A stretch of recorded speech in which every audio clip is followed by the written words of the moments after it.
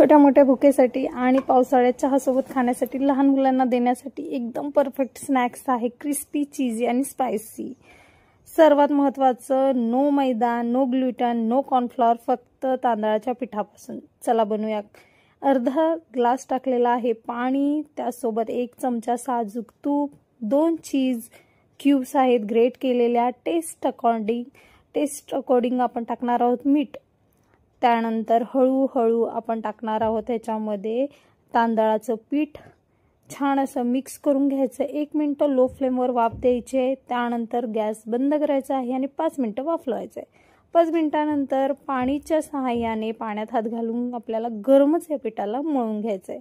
2 मिनिटं तरी कमीत कमी मळून घ्यायचं आहे आणि छान असं सॉफ्ट ह्याचं